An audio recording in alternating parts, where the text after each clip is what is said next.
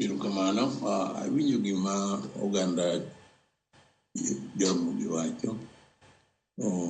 Gimiluongo ni weche mapusore ok nyal rum e ngima mar dhano. En part and parcel mar ngima dhano. Kenya ka wan gi freedom of speech under the new constitution. So constitution omi a broad guideline gik mowinjo itim, gik mowinjo itimre. To ok ochuno ni nyaka idhi to the extreme. To chike mantiere part of them guard from hate speech we have to enforce.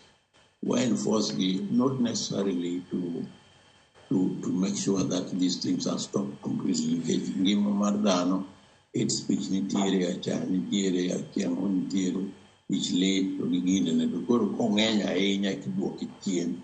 Koro dwaro mondo duoki chien mondo ji live together. You learn to live together. Mondo ji one kaka ji dak e kind oganda nikech ji opogore. To gimoro ni ka ni siasa. Kichung' mar siasa ma wadwaro mondo wachung'ie mondo watel oganda. Siasa en kelo paro oganda mondo riwre kodi, mondo giyie ni to in emiromo gichung' negi, mondo idhi kwer gik madiok migi, gik mimayogi achon kamoro amora. Koro siasa ni en Swahili mowacho ni si pasa, yani ok adiera. To koro jomoko misuse, kendo jomoko inyalo dhir kabisa madonje very major hate speech main jomoko nikech ng'ato dwaro mondo obed motelo. Koro telo against the other people.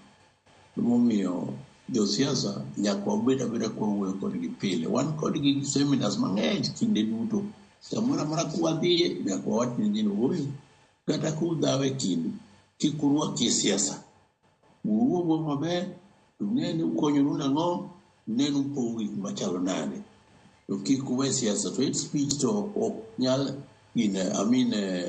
freedom of speech en gima nie constitution kendo biro medore. In fact, Kenya ka nigi one of the best bill of rights in the world. Bajio era ahinya ni gino ne oril bedet Kenya. Tomorrow wanyalo bedo over liberated. Ka jomoko misuse to wanyalo bedo joma hate one another ma onge gima nyalo timore ni dhi ka gini na. Koro isem mana ji tiweni maber. No. Nyaka wagike gi limits. Omiyo an ayie gi gima giwacho, to bende nitiere kama ging'eyo ni we have to control it.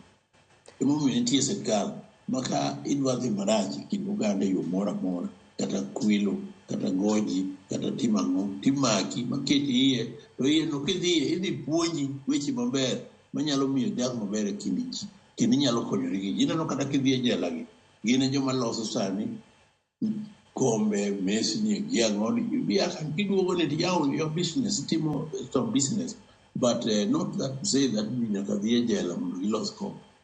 So, apart gima giwacho no kayiego, to at the same time there must be limits. Nikech parona nitiere ni oganda Injinia parona nitiere ni kaka NCIC mana Uganda ma samoro useyo to jotelo pokonde kata mna kuketo maino kuom jotelo ahinya ma bendo sibedo ka puso wach mosebedo ka thuo Uganda e pacho kae.